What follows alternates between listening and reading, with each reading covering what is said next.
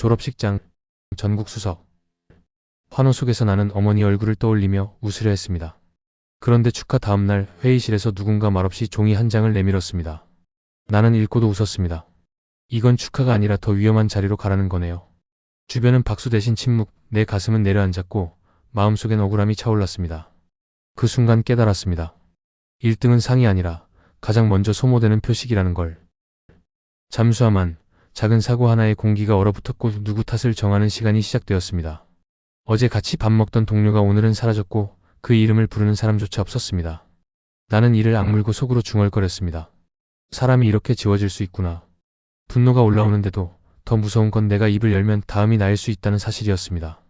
그날 밤 충성이 아니라 탈출이라는 단어가 처음으로 내 심장에 박혔습니다. 아내가 떨리는 목소리로 말했습니다. 여보, 요즘 우리 집 근처가 이상해요. 누가 계속 지켜보는 것 같아요. 나는 숨이 멎었습니다. 나 때문에 당신들이 표적이 된 거야?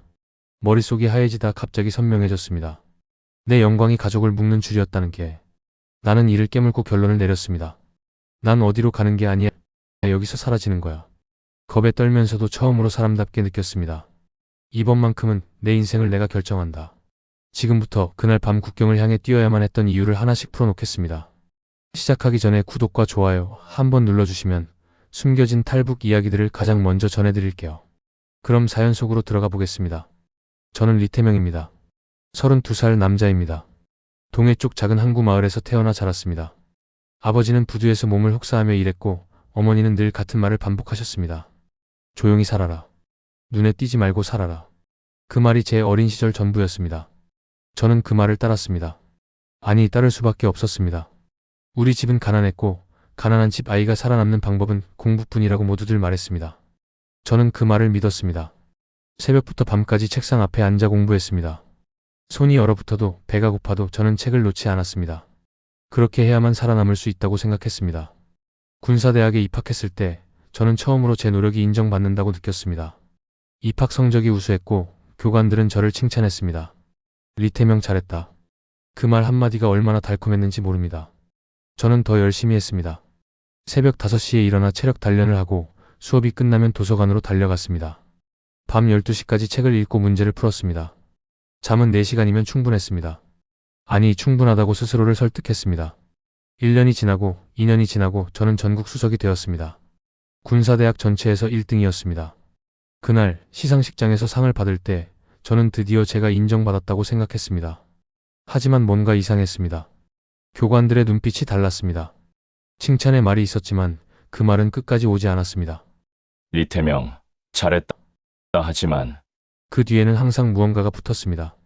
하지만 더 조심해야 한다. 하지만 겸손해야 한다. 하지만 눈에 띄지 않도록 해라. 저는 이해할 수 없었습니다. 1등을 했는데 왜 조심해야 합니까? 왜 겸손해야 합니까? 왜 눈에 띄지 않아야 합니까? 하지만 저는 묻지 않았습니다. 묻는 것은 위험했습니다. 어머니의 말이 떠올랐습니다. 조용히 살아라. 눈에 띄지 말고 살아라. 졸업 후 저는 평양으로 배치되었습니다. 국가보위부 산하 정보분석국이었습니다. 처음에는 영광이라고 생각했습니다. 평양, 그것도 보위부라니. 저 같은 항구 마을 출신이 갈 수 있는 최고의 자리였습니다. 하지만 첫날부터 느낌이 달랐습니다. 사무실에 들어서자마자 상급자가 저를 불렀습니다. 리태명 동무 앉으시오. 저는 긴장한 채 앉았습니다. 상급자는 제 서류를 넘기며 말했습니다. 군사대학 수석 출신이라고 들었소. 대단하오. 저는 고개를 숙였습니다. 감사합니다. 상급자는 웃었습니다. 하지만 그 웃음은 따뜻하지 않았습니다. 여기서는 수석이고 뭐고 소용없어. 알겠소? 저는 대답했습니다. 예, 알겠습니다. 그날부터 저는 배웠습니다. 수석은 상이 아니라는 것을요. 수석은 표식이었습니다. 가장 먼저 감시받는 표식, 가장 먼저 의심받는 표식, 가장 먼저 소모되는 표식이었습니다. 제 책상은 항상 누군가의 시선 안에 있었습니다. 제가 읽는 자료, 제가 작성하는 보고서, 제가 나누는 대화, 모든 것이 감시되었습니다. 처음에는 불편했습니다. 하지만 시간이 지나면서 익숙해졌습니다. 아니, 익숙해지도록 스스로를 훈련시켰습니다. 저는 완벽하게 행동했습니다. 규정을 어기지 않았고 지시를 따랐고 질문하지 않았습니다. 1년쯤 지났을 때였습니다. 저는 특별 임무를 받았습니다.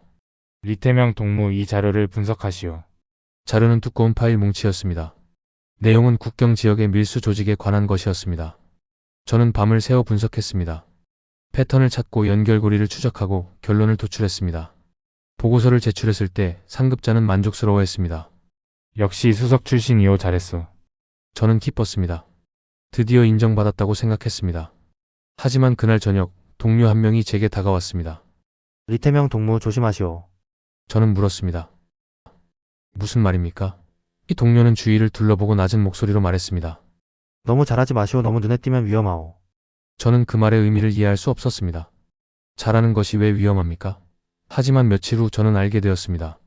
제가 분석한 밀수 조직에 고위 간부의 친척이 연루되어 있었습니다. 제 보고서는 그 사실을 드러냈습니다. 저는 사실을 쓴 것뿐이었습니다. 하지만 그것이 문제였습니다. 어느 날 아침 저는 호출되었습니다. 작은 방으로 들어가자 3명의 남자가 앉아 있었습니다. 그들은 저를 신문했습니다. 리태명 동무 이 보고서를 왜 이렇게 썼어? 저는 대답했습니다. 사실을 쓴 것뿐입니다. 그들은 웃었습니다. 사실? 사실이 뭔지 아시오? 저는 침묵했습니다. 그들은 계속 물었습니다. 누가 시켰어? 누구와 공모했어? 저는 부인했습니다. 하지만 그들은 믿지 않았습니다. 사흘 동안 신문이 이어졌습니다. 잠을 재우지 않았고 밥을 주지 않았습니다. 저는 버텼습니다. 거짓을 말하지 않았습니다. 결국 그들은 저를 풀어주었습니다. 하지만 경고했습니다. 다음부터는 조심하시오. 리태명 동무. 저는 사무실로 돌아왔습니다. 동료들은 저를 피했습니다. 아무도 말을 걸지 않았습니다. 저는 혼자였습니다. 그날 밤 저는 처음으로 생각했습니다. 이곳에서 살아남으려면 어떻게 해야 하는가? 완벽하게 행동하는 것만으로는 부족했습니다. 진실을 말하는 것도 위험했습니다. 그렇다면 무엇을 해야 합니까? 답은 없었습니다. 저는 그저 하루하루를 견뎠습니다.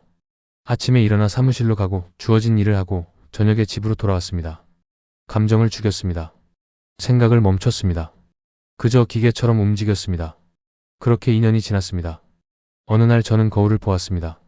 거울 속에 제 얼굴은 낯설었습니다. 눈빛이 죽어 있었고 입가에는 미소가 사라졌습니다. 저는 32살이었지만 40처럼 보였습니다. 이것이 제 인생입니까? 이것이 제가 수석을 하며 꿈꾸던 미래입니까? 저는 알 수 없었습니다. 다만 한 가지는 확실했습니다. 이곳에서는 수석의 손이 아무 의미가 없다는 것, 제 인생은 통제되고 있다는 것, 그리고 저는 언제든 소모될 수 있다는 것이었습니다. 졸업식 날 아침은 맑았습니다. 하늘이 유난히 푸르렀고 바람은 따뜻했습니다. 저는 군복을 단정하게 입고 거울 앞에 섰습니다. 가슴에는 수석 휘장이 달려 있었습니다. 반짝이는 금빛 휘장을 보며 저는 생각했습니다. 드디어 이날이 왔구나. 4년간의 노력이 결실을 맺는 날이구나. 강당으로 향하는 길, 동기들이 저를 보며 축하한다고 말했습니다. 리태명 축하한다. 정말 대단하다. 저는 고개를 숙이며 답했습니다. 고맙다. 하지만 속으로는 다른 생각을 했습니다. 이제 어머니께 좋은 소식을 전할 수 있겠구나. 이제 집안도 좀 편해지겠구나. 졸업식장에 들어서자 사람들이 가득했습니다. 학생들, 교관들, 그리고 고위 간부들까지 참석했습니다. 무대 위에는 커다란 현수막이 걸려 있었습니다. 조국의 미래를 짊어진 영웅들에게 영광을. 저는 앞줄에 앉았습니다. 수석이었기 때문입니다. 식순이 진행되고 국가가 울려 퍼지고 연설이 이어졌습니다. 그리고 드디어 제 차례가 왔습니다. 사회자가 마이크를 잡고 말했습니다. 이번 졸업생 중 전국 수석 리태명 동무를 소개하겠습니다. 박수가 터져 나왔습니다. 저는 일어나 무대로 걸어갔습니다. 다리가 떨렸지만 표정은 침착하게 유지했습니다. 무대 위에 서자 눈앞에 수많은 사람들이 보였습니다. 모두 저를 바라보고 있었습니다. 꽃다발을 받았고 상장을 받았습니다. 사진을 찍었고 악수를 나눴습니다. 전국 수석. 구호가 울려 퍼졌습니다. 저는 웃어야 했습니다. 기쁜 표정을 지어야 했습니다. 하지만 이상하게도 그 순간 제 머릿속에 떠오른 건 어머니의 얼굴이었습니다. 주름진 손으로 제 손을 잡고 말씀하시던 어머니. 순분, 그래야 우리 집안이 산다. 저는 그 말을 평생 잊지 않았습니다. 그래서 열심히 했습니다. 그래서 수석이 되었습니다. 이제는 집안도 좀 편해지겠지. 이제는 어머니가 웃으시겠지. 졸업식이 끝나고 저는 동기들과 함께 식당으로 향했습니다. 축하 연회가 열렸습니다. 음식이 나왔고 술이 돌았습니다. 동기들은 미래에 대해 이야기했습니다. 나는 어디로 배치받을까? 평양이면 좋겠다. 아니, 해외 파견이 최고지. 저는 조용히 듣기만 했습니다. 제 배치는 이미 정해졌을 것 같았습니다. 수석이니까요. 아마 좋은 곳으로 갈 겁니다. 평양의 중앙기관이거나 중요한 부서일 겁니다. 저는 그렇게 믿었습니다. 다음 날 오후 호출이 왔습니다. 리태명 동무, 회의실로 오시오. 저는 서둘러 준비하고 회의실로 향했습니다. 문을 열고 들어서자 차가운 공기가 느껴졌습니다. 방 안에는 3명의 간부가 앉아 있었습니다. 그들은 무표정했습니다. 저는 경례를 하고 자리에 앉았습니다. 한 간부가 서류를 넘기며 말했습니다. 리태명 동무, 축하하오. 수석 졸업이라니 대단하오. 저는 고개를 숙였습니다. 감사합니다. 간부는 계속 말했습니다. 그런데 리태명 동무, 수석에게는 그에 맞는 책임이 따르는 법이오. 저는 고개를 들었습니다. 간부는 한 장의 종이를 제게 건넸습니다. 배치표였습니다. 저는 종이를 받아들었습니다. 제 이름 옆에 적힌 글자를 읽었습니다. 국가부 2부 대남공작국 해외정보가. 저는 잠시 멈췄습니다. 대남공작국? 해외정보가? 제가 예상했던 곳이 아니었습니다. 평양 중앙의 안전한 사무실이 아니었습니다. 간부가 말했습니다. 리태명 동무는 앞으로 해외에서 정보 수집 임무를 맡게 될 것이오. 조국을 위한 중요한 일이오. 저는 대답했습니다. 예, 알겠습니다. 회의실을 나왔을 때 저는 아무 생각도 할 수 없었습니다. 폭도를 걷는데 다리에 힘이 없었습니다. 해외 정보가. 그곳이 어떤 곳인지 저는 알고 있었습니다. 동기 중 한 명이 말했던 적이 있습니다.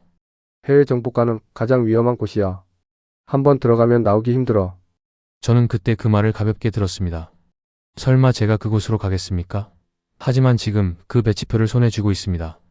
저는 우픈 생각을 했습니다. 1등이면 1등답게 더 깊은 바다로 내려가야 하는구나. 기숙사로 돌아와 침대에 누웠습니다. 천장을 바라보며 생각했습니다. 영광이라고 했습니다. 조국을 위한 중요한 일이라고 했습니다. 하지만 제 귀에는 다른 말로 들렸습니다. 리태명, 너는 대체 불가능하다. 그러니 가장 위험한 곳으로 가라. 저는 선택권이 없었습니다. 거부할 수도 없었습니다. 배치표는 이미 내려왔습니다.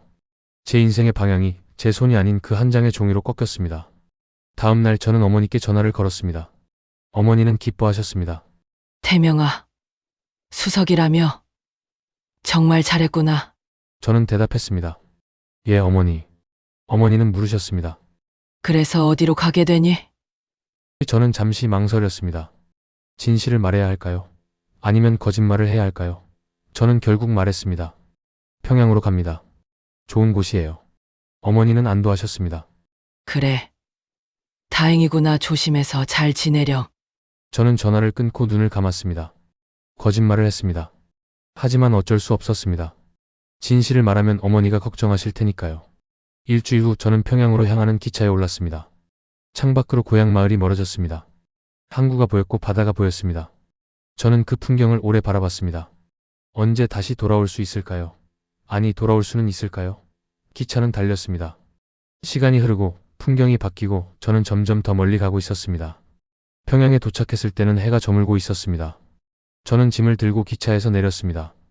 역 광장에는 사람들이 분주하게 오갔습니다. 저는 그 속에서 혼자 서 있었습니다. 숙소로 향하는 길, 저는 다시 생각했습니다. 수석. 그것이 제게 무엇을 가져다 주었습니까? 꽃다발과 박수, 그리고 배치표. 영광이라는 이름의 감옥. 저는 이제 알았습니다. 이곳에서 1등은 축하받는 것이 아니라 더 위험한 자리로 보내지는 것이라는 걸요. 제 노력은 제 미래를 밝히지 못했습니다. 오히려 제 발목을 묶었습니다. 저는 이제 어디로 가야 합니까? 무엇을 해야 합니까? 답은 없었습니다. 다만 한 가지는 확실했습니다. 제 인생은 더 이상 제 것이 아니라는 것, 제 손으로 쥘 수 없다는 것이었습니다. 해외 정보가 첫 출근 날, 저는 건물 앞에서 한참을 서 있었습니다. 회색빛 콘크리트 건물은 차갑고 무거워 보였습니다. 입구에는 경비가 서 있었고 출입증을 검사했습니다. 저는 가슴에 출입증을 달고 안으로 들어갔습니다. 폭도는 좁고 어두웠습니다. 형광등 불빛이 깜빡거렸고 벽은 칙칙한 녹색이었습니다. 저는 안내받은 대로 3층으로 올라갔습니다. 계단을 오르는 동안 심장이 빠르게 뛰었습니다. 이곳에서 제가 무엇을 하게 될까요? 어떤 사람들을 만나게 될까요? 사무실 문을 열고 들어서자 10명 남짓한 사람들이 책상 앞에 앉아 있었습니다. 모두 군복을 입고 있었고 표정은 딱딱했습니다. 한 남자가 저를 보고 일어났습니다. 리태명 동무인가? 저는 경례를 했습니다. 예, 그렇습니다. 남자는 고개를 끄덕이며 말했습니다. 나는 과장 박철수요. 앞으로 리태명 동무를 지도할 것이오. 박철수는 40 중반쯤 되어 보였습니다. 눈빛은 날카로웠고 목소리는 무뚝뚝했습니다. 저는 그를 따라 한쪽 책상으로 갔습니다.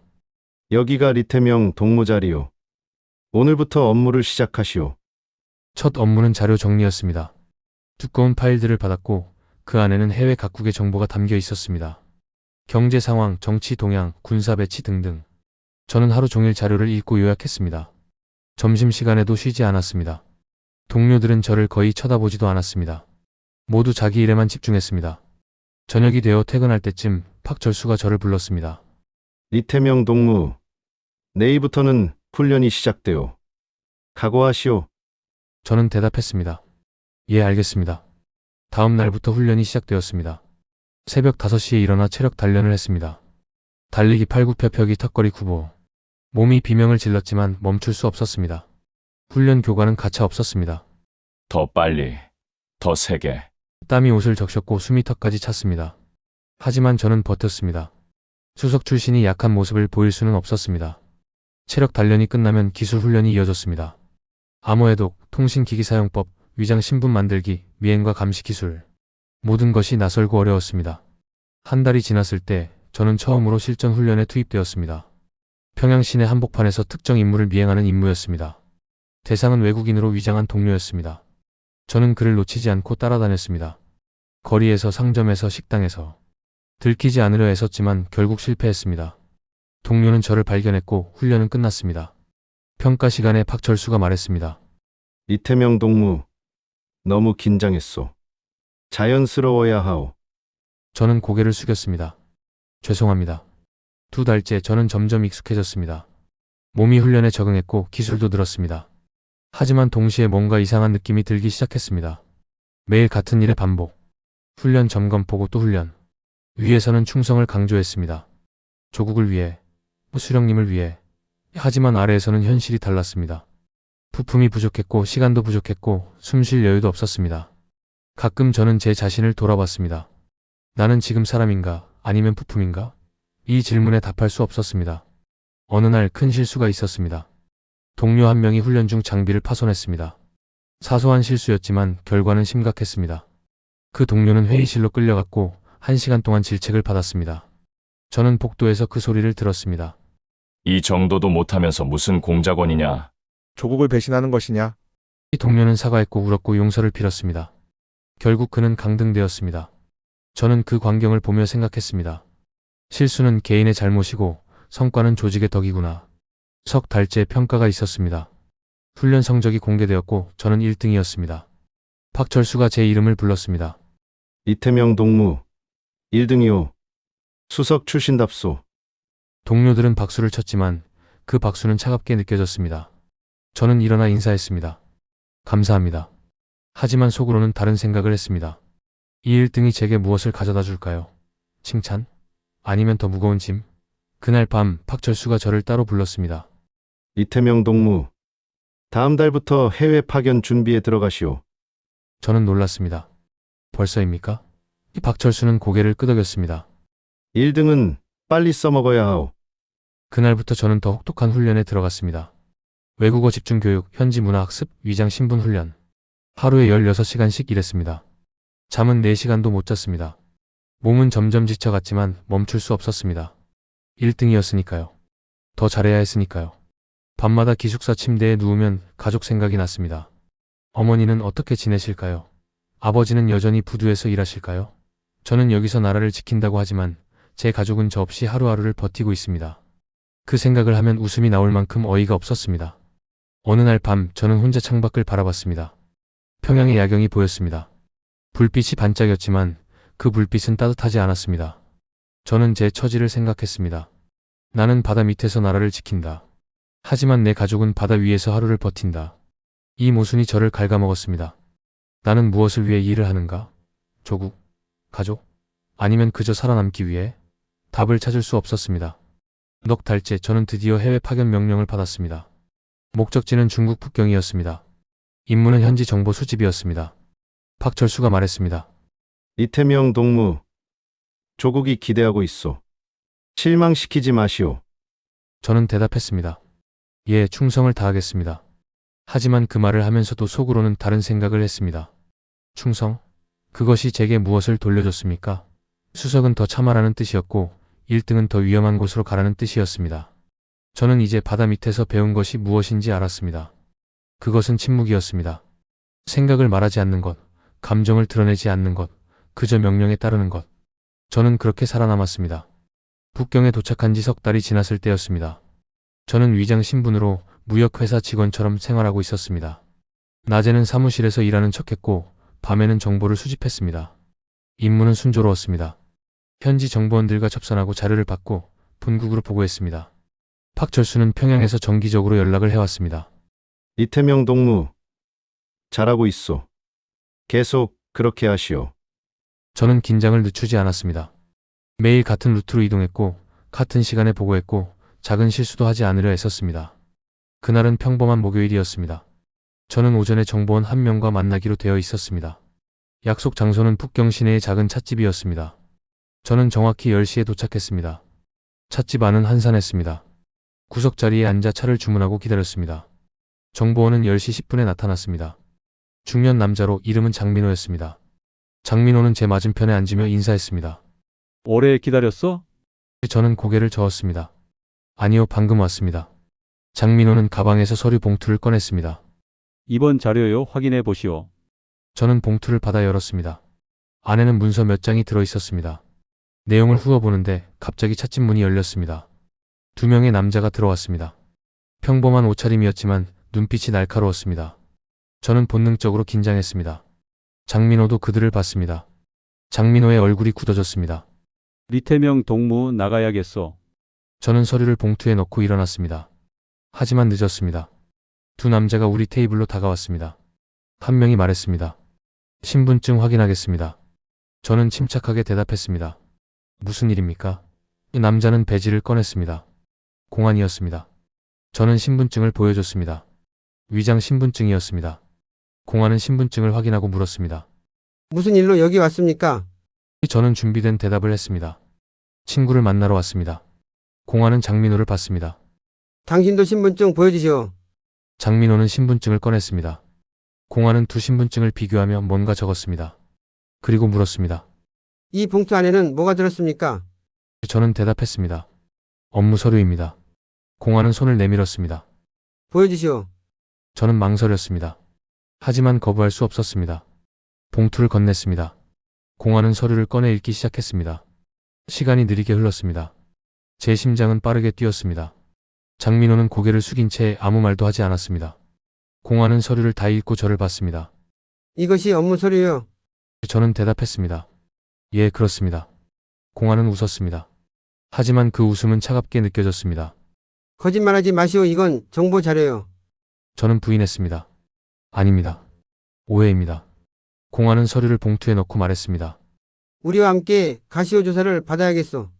저와 장민호는 공안서로 끌려갔습니다. 작은 방에 각각 분리되어 앉았습니다. 신문이 시작되었습니다. 공안은 계속 물었습니다. 당신은 누구요? 진짜 신분이 뭐요? 누구를 위해 일하오? 저는 위장 신분을 고수했습니다. 저는 무역회사 직원입니다. 업무차 북경에 왔습니다. 공안은 믿지 않았습니다. 거짓말 그만하시오. 우리는 다 알고 있어.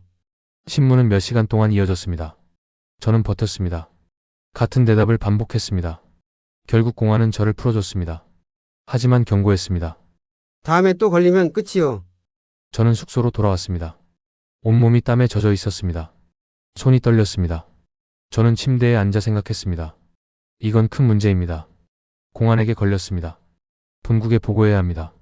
저는 긴급 연락망을 통해 평양에 보고했습니다. 공안 접촉 신문 받음. 위장 신분 유지함. 다음 날 박철수로부터 답이 왔습니다. 즉시 귀국하시오. 저는 짐을 쌌습니다. 북경을 떠나 평양으로 돌아갔습니다. 평양에 도착하자마자 저는 보고서를 작성했습니다. 사건의 전말을 상세히 기록했습니다. 장민호와의 접선, 공안의 개입, 신문 과정, 모든 것을 적었습니다. 보고서를 제출하고 이틀 후 저는 회의실로 호출되었습니다. 방 안에는 박철수와 2명의 상급 간부가 앉아 있었습니다. 분위기가 무거웠습니다. 박철수가 말했습니다. 이태명 동무, 앉으시오. 저는 앉았습니다. 한 간부가 보고서를 들고 말했습니다. 이 사건 누구의 잘못이오? 저는 잠시 망설였습니다. 누구의 잘못입니까? 제 잘못입니까? 장민호의 잘못입니까? 아니면 단순한 불운입니까? 저는 대답했습니다. 예측할 수 없는 상황이었습니다. 간부는 고개를 저었습니다. 예측할 수 없다고? 정보 공작에서 예측 못할 일이 어디 있어? 다른 간부가 말했습니다. 누군가는 책임을 져야 하오. 이건 큰 사건이오. 저는 침묵했습니다. 박철수가 말했습니다. 리태명 동무가 더 조심했어야 했소. 저는 고개를 들었습니다. 저는 규정대로 했습니다. 박철수는 한숨을 쉬었습니다. 규정대로 하는 것만으로는 부족하오. 회의는 1시간 동안 이어졌습니다. 그들은 계속 물었습니다. 왜 그 시간에 만났는가? 왜 그 장소를 택했는가? 왜 공안을 미리 감지하지 못했는가? 저는 대답했습니다. 하지만 어떤 대답도 그들을 만족시키지 못했습니다. 결국 결론이 내려졌습니다. 리태명 동무 경고 처분하오. 다음에는 더 조심하시오. 저는 경례를 하고 회의실을 나왔습니다. 폭도를 걷는데 다리에 힘이 없었습니다. 며칠 후 저는 장민호의 소식을 들었습니다. 장민호는 본국으로 소환되었습니다. 그리고 조용히 사라졌습니다. 동료 한 명이 말해줬습니다. 장민호 처벌받았다더군. 저는 물었습니다. 무슨 처벌입니까? 동료는 고개를 저었습니다. 모르하지만 다시는 못 볼 거요. 저는 아무 말도 하지 못했습니다. 어제까지 같이 일하던 사람이 오늘은 없는 사람처럼 취급되었습니다. 누구의 탓인가를 정하는 시간이 시작되면 진실은 늘 뒤로 밀렸습니다. 그날 밤 저는 혼자 앉아 생각했습니다. 큰 사건이 아니라는 말이 반복되었지만 공기는 이미 얼어붙어 있었습니다. 사고는 늘 누군가의 탓이 되었습니다. 저는 경고만 받았지만 장민호는 사라졌습니다. 그 차이는 무엇입니까? 제가 수석 출신이어서입니까? 제가 아직 쓸모가 있어서입니까? 저는 알 수 없었습니다. 하지만 한 가지는 확실했습니다. 여기서 오래 버틸수록 제가 지키고 싶은 것들이 더 위험해진다는 것, 그리고 더 무서운 건 제가 잘할수록 조직은 저를 더 붙잡고 더 쓰려 한다는 사실이었습니다. 경고 처분을 받고 한 달쯤 지났을 때 저는 다시 평양 사무실로 복귀했습니다. 일상은 빠르게 회복되었습니다. 보고서를 쓰고 자료를 분석하고 회의에 참석했습니다. 동료들은 저를 대하는 태도가 조금 달라졌습니다. 어떤 이들은 조심스럽게 거리를 두었고 어떤 이들은 지나치게 친절했습니다. 저는 그 모든 것을 무시하고 일에 집중했습니다. 그렇게 해야만 살아남을 수 있었습니다. 결혼한 지는 3년이 되었습니다. 아내는 평양의 한 학교에서 교사로 일했습니다. 우리는 작은 아파트에서 둘이 살았습니다. 평범한 생활이었습니다. 어느 금요일 저녁이었습니다. 저는 퇴근 후 집으로 돌아왔습니다. 현관문을 열고 들어서자 아내가 거실에 앉아 있었습니다. 표정이 어두웠습니다. 저는 신발을 벗으며 물었습니다. 무슨 일이야? 아내는 잠시 망설이다가 말했습니다. 당신 요즘 집 근처가 이상해. 저는 가방을 내려놓고 아내 옆에 앉았습니다. 무슨 소리야? 무엇이 이상한데? 아내는 낮은 목소리로 말했습니다. 누가 묻지도 않은 질문을 해. 시장에서, 버스 정류장에서. 당신 직장이 어디냐고, 요즘 뭐하고 사냐고. 저는 긴장했습니다. 누가 그런 질문을 했어? 아내는 대답했습니다. 모르는 사람들이야, 처음 보는 얼굴들. 그런데 너무 자세히 물어봐 이상하지 않아? 저는 침착하게 말했습니다. 그냥 친절한 사람들이겠지. 너무 신경 쓰지 마. 하지만 속으로는 다른 생각을 했습니다. 이건 감시입니다. 조직에서 저를, 아니 제 가족을 감시하고 있습니다. 아내는 계속 말했습니다. 그리고 누가 지나치게 오래 쳐다봐. 어제는 집 앞에서 같은 남자를 2번 봤어. 아침에도 저녁에도. 우연치고는 너무 이상해. 저는 아내의 손을 잡았습니다. 걱정하지 마. 내가 알아볼게. 아내는 불안한 눈빛으로 저를 봤습니다. 당신 혹시 무슨 문제 있는 거 아니야? 저는 고개를 저었습니다. 아니야. 아무 문제 없어. 그냥 조심하는 거야. 하지만 제 목소리는 떨렸습니다. 아내는 그걸 눈치챘습니다. 당신 목소리가 떨려 뭔가 숨기고 있는 거 아니야? 저는 대답할 수 없었습니다. 그날 밤 저는 잠을 이룰 수 없었습니다. 침대에 누워 천장을 바라보며 생각했습니다. 이제 시작입니다. 가족까지 감시하기 시작했습니다. 다음 날 아침 저는 출근길에 주변을 유심히 살폈습니다. 평소와 다른 점이 있는지 확인했습니다. 버스 정류장에서, 거리에서, 사무실 근처에서 익숙한 얼굴들만 보였습니다. 하지만 그게 오히려 더 불안했습니다. 감시는 눈에 보이지 않을 때 더 무섭습니다. 사무실에 도착해서 저는 평소처럼 일했습니다. 하지만 집중할 수 없었습니다. 머릿속은 온통 아내의 말로 가득했습니다. 집 근처가 이상해. 누가 묻지도 않은 질문을 해. 누가 지나치게 오래 쳐다봐. 점심시간에 저는 박철수를 찾아갔습니다. 박철수는 사무실에서 서류를 보고 있었습니다. 저는 문을 두드렸습니다. 과장 동무 잠깐 말씀 좀 드려도 되겠습니까? 이 박철수는 고개를 들었습니다. 들어오시오. 저는 안으로 들어가 문을 닫았습니다. 무슨 일이오? 저는 조심스럽게 말했습니다. 제 가족이 감시받고 있는 것 같습니다. 박철수는 표정을 바꾸지 않았습니다. 왜 그렇게 생각하오? 저는 아내가 말한 내용을 전했습니다. 박철수는 듣고 나서 말했습니다. 리태명 동무, 너무 예민한 거 아니오? 저는 고개를 저었습니다. 아닙니다. 분명 뭔가 있습니다. 박철수는 한숨을 쉬었습니다. 리태명 동무, 리태명 동무는 수석 출신이오. 엘리트요. 조직은 엘리트를 보호하기 위해 감시하는 것이오. 이해하시오? 저는 물었습니다. 보호요. 이게 보호입니까? 이 박철수는 단호하게 말했습니다. 그렇소 보호요. 리태명 동무 같은 인재가 잘못된 길로 가지 않도록 조직이 도와주는 것이오. 저는 더 이상 말하지 않았습니다. 무슨 말을 해도 소용없다는 걸 알았습니다. 저는 경례를 하고 사무실을 나왔습니다. 그날 저녁 집으로 돌아가는 길에 저는 뒤를 돌아봤습니다. 누가 따라오는 것 같았습니다. 하지만 아무도 없었습니다. 아니 보이지 않을 뿐이었습니다. 집에 도착해서 아내에게 말했습니다. 앞으로 조심해. 낯선 사람과 말하지 말고 질문에 대답하지 마. 아내는 놀란 표정으로 물었습니다. 왜? 무슨 일이야? 저는 대답했습니다. 그냥 조심하라는 거야. 우리 안전을 위해서. 며칠 후 저는 사무실에서 새로운 임무를 받았습니다. 국경 지역 정보 분석이었습니다. 자료가 쌓여 있었고 분석 기한은 촉박했습니다. 저는 밤낮으로 일했습니다. 집에 가는 시간도 줄었습니다. 아내는 불안해했지만 저는 설명할 수 없었습니다. 일이 많아. 조금만 참아줘. 그렇게 일주일이 지났습니다. 보고서를 제출했고 상급자들은 만족해했습니다. 역시 리태명 동무요 잘했소. 하지만 그 칭찬은 저를 기쁘게 하지 못했습니다. 어느 날 저녁 아내가 울고 있었습니다. 저는 놀라서 물었습니다. 왜 우는 거야? 무슨 일이야? 아내는 눈물을 닦으며 말했습니다. 오늘 학교에서 누가 나를 불렀어. 교장실로 그리고 물었어. 당신이 요즘 뭐하고 사냐고, 집에서 어떤 말을 하냐고.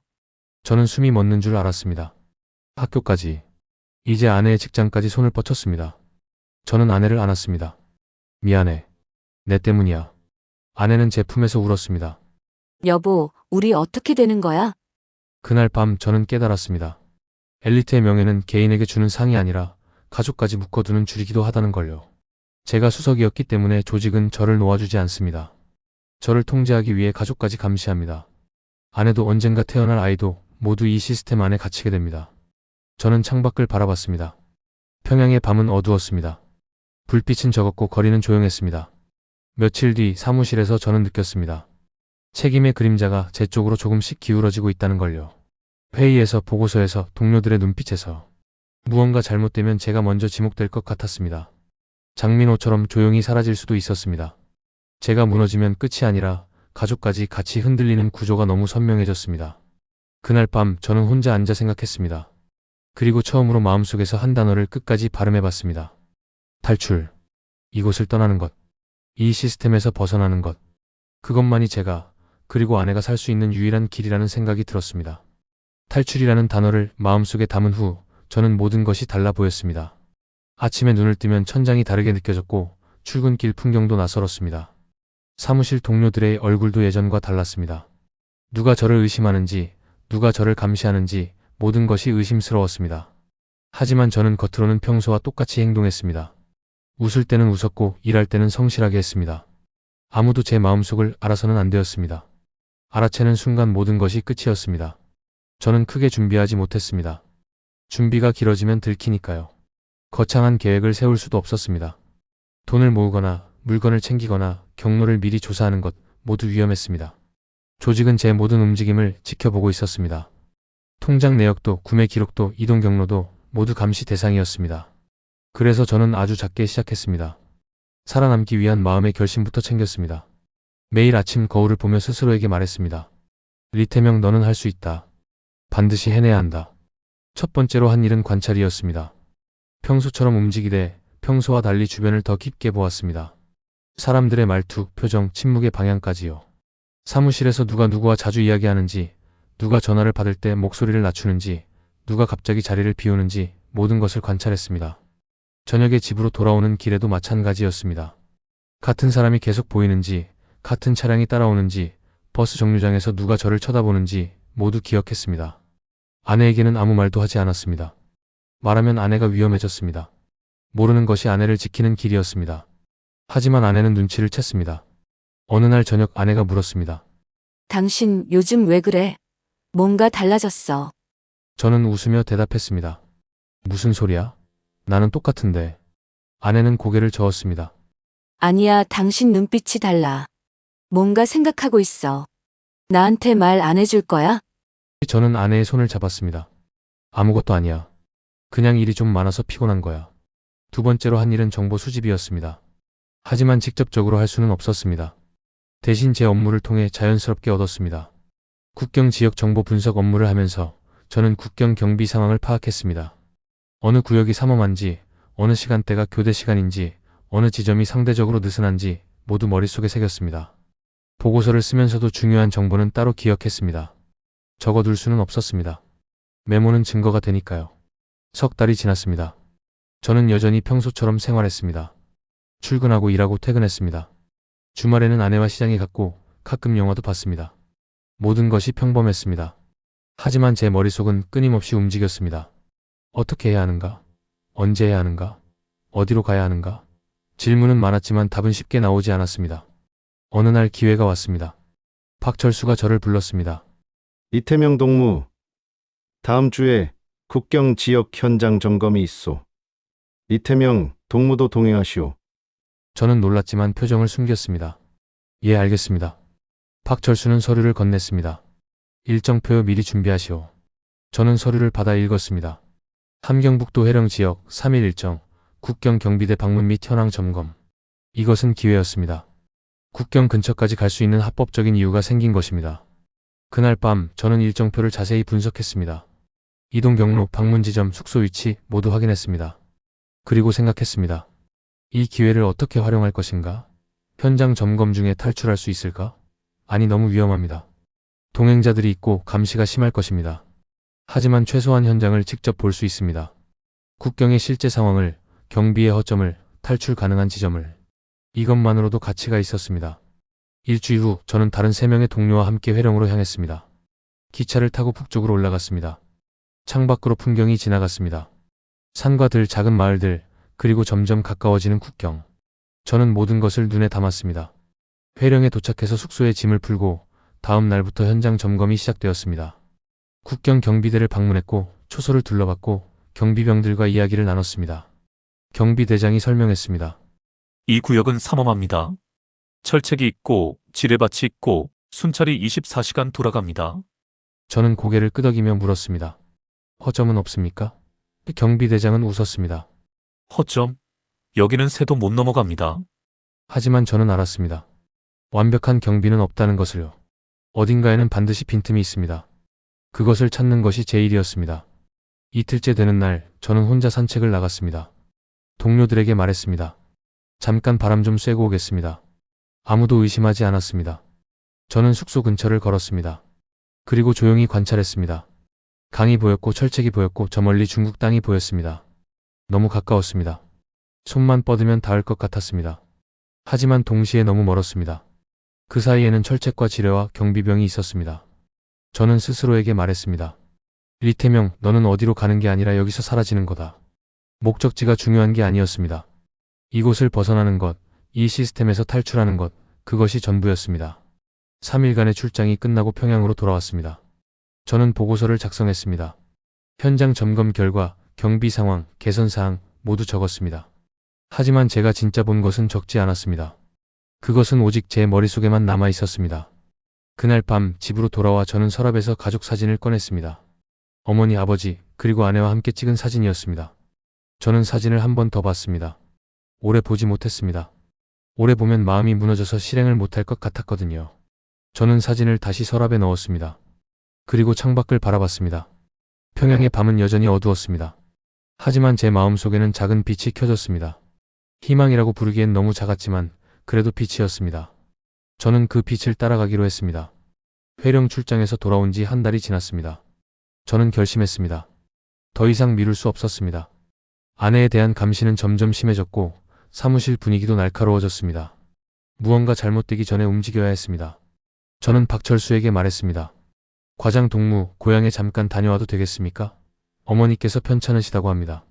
박철수는 잠시 생각하더니 고개를 끄덕였습니다. 그러시오 하지만 3일 안에 돌아오시오. 저는 감사하다고 말했습니다. 거짓말이었습니다. 어머니는 건강하셨습니다. 하지만 저는 고향으로 가는 허가증이 필요했습니다. 아내에게도 같은 말을 했습니다. 여보, 고향에 잠깐 다녀올게. 어머니 뵙고 올게.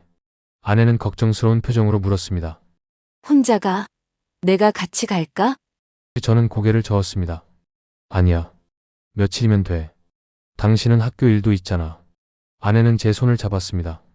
조심해서 다녀와 빨리 돌아와. 저는 아내를 안았습니다. 마지막이 될지도 모르는 포옹이었습니다. 하지만 아내는 몰랐습니다. 저는 말할 수 없었습니다. 말하면 아내도 위험해졌습니다. 다음 날 새벽, 저는 작은 가방 하나만 들고 집을 나섰습니다. 가방 안에는 옷 몇 벌과 약간의 돈, 그리고 가족 사진 한 장이 전부였습니다. 더 챙길 수 없었습니다. 많이 챙기면 의심받았습니다. 기차역으로 향했습니다. 새벽 공기는 차가웠고 거리는 조용했습니다. 기차표를 샀습니다.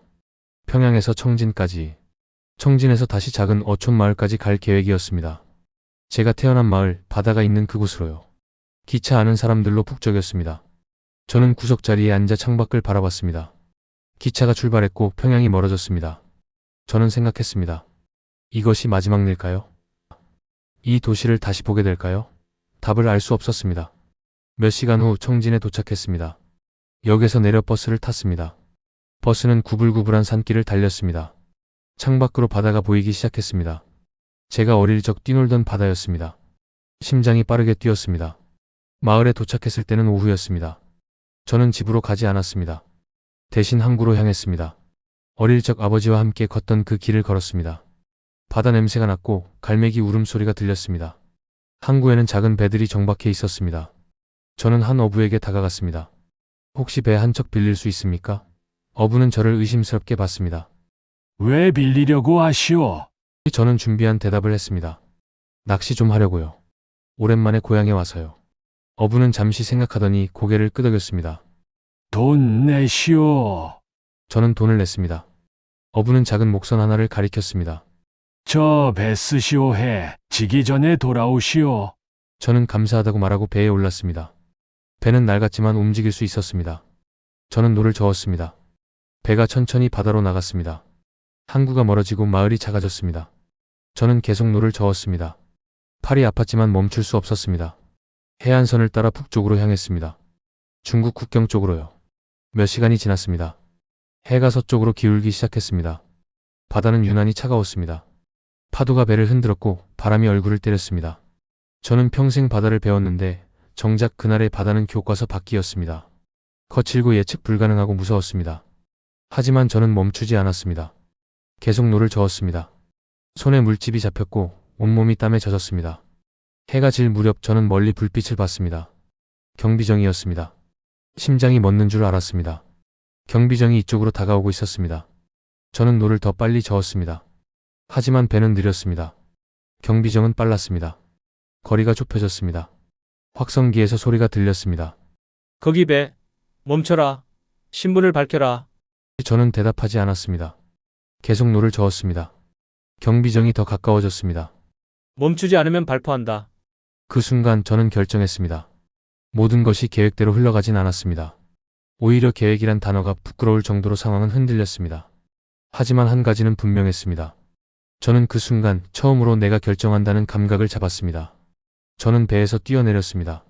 차가운 바닷물이 온몸을 감쌌습니다. 숨이 막혔지만 저는 헤엄쳤습니다. 어둠 속에서, 파도 속에서 저는 팔다리를 움직였습니다. 경비정의 불빛이 물 위를 후었습니다. 총소리가 들렸습니다. 물보라가 튀었습니다. 저는 잠수했습니다. 숨을 참고 물속으로 들어갔습니다. 얼마나 시간이 흘렀는지 모르겠습니다. 저는 계속 헤엄쳤습니다. 팔다리에 힘이 없었지만 멈출 수 없었습니다. 심장은 미친 듯이 뛰었고 머릿속은 이상하게 맑았습니다. 수석이 되어 배치된 인생이 아니라 살아남기 위해 선택하는 인생. 그 선택은 겁이 났지만 동시에 이상할 만큼 사람답게 느껴졌습니다. 저는 제 팔다리로 움직이고 있었습니다. 제 의지로 방향을 정하고 있었습니다. 누군가의 명령이 아니라 제 선택으로요. 한참을 헤엄친 후 저는 해안선을 봤습니다. 하지만 어느 나라의 해안인지 알 수 없었습니다. 어둠 속에서 모든 것이 똑같아 보였습니다. 저는 계속 헤엄쳤습니다. 마침내 발이 바닥에 닿았습니다. 저는 기어서 해변으로 올라왔습니다. 모래 위에 쓰러졌습니다. 숨을 헐떡였고 온몸이 떨렸습니다. 하늘을 봤습니다. 별이 보였습니다. 저는 살아 있었습니다. 숨을 쉬고 있었습니다. 얼마나 누워 있었는지 모르겠습니다. 정신을 차리고 일어났습니다. 주변을 둘러봤습니다. 인적이 없었습니다. 저는 걷기 시작했습니다. 다리가 후들거렸지만 멈출 수 없었습니다. 해안선을 따라 걸었습니다. 얼마 후 멀리 불빛이 보였습니다. 마을이었습니다. 저는 그쪽으로 향했습니다. 가까이 다가가자 간판이 보였습니다. 한자로 쓰여 있었습니다. 중국이었습니다. 저는 중국 땅에 도착한 것입니다. 무릎이 꺾였습니다. 저는 그 자리에 주저앉았습니다. 눈물이 났습니다. 처음으로 울었습니다. 기쁨인지 슬픔인지 알 수 없는 눈물이었습니다. 중국 마을에 도착한 첫날 밤, 저는 한 조선족 할머니의 집 헛간에 숨었습니다. 할머니는 저를 보고도 묻지 않았습니다. 들어와 있어. 내일 아침에 나가. 그 말뿐이었습니다. 저는 감사하다고 말했습니다. 할머니는 담요 한 장을 주고 돌아갔습니다. 헛간은 좁고 추웠지만 저는 처음으로 안전하다고 느꼈습니다. 아무도 저를 감시하지 않았고 아무도 저를 의심하지 않았습니다. 저는 담요를 덮고 누웠습니다.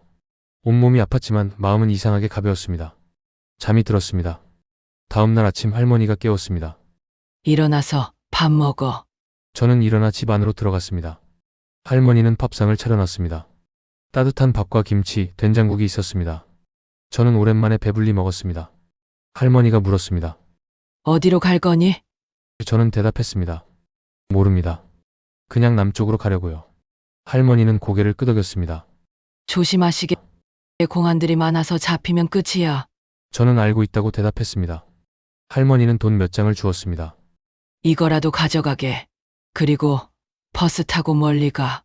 저는 할머니에게 절을 했습니다. 평생 잊지 않겠습니다. 할머니는 손을 흔들었습니다. 그냥 가, 잘 살아. 저는 마을을 떠났습니다. 버스를 타고 남쪽으로 향했습니다. 창밖으로 중국의 풍경이 지나갔습니다. 낯선 땅이었지만 동시에 자유로운 땅이었습니다. 며칠 동안 저는 여러 도시를 거쳤습니다. 숨어 지냈고 조심스럽게 움직였습니다. 공안을 피했고 사람들을 경계했습니다. 한동안 아무 말도 쉽게 못했습니다. 밝은 불빛도 친절한 말도 낯설어서 경계부터 올라왔습니다. 한 달쯤 지났을 때 저는 어느 도시에서 한국 대사관을 찾았습니다. 대사관 앞에서 한참을 서 있었습니다. 들어가야 할까요? 아니면 다른 방법을 찾아야 할까요? 고민 끝에 저는 문을 열고 들어갔습니다. 직원이 저를 봤습니다. 무슨 일로 오셨습니까? 저는 낮은 목소리로 말했습니다. 저는 북에서 왔습니다.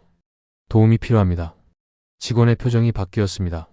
잠시만 기다리세요. 저는 대기실에 앉았습니다. 시간이 천천히 흘렀습니다.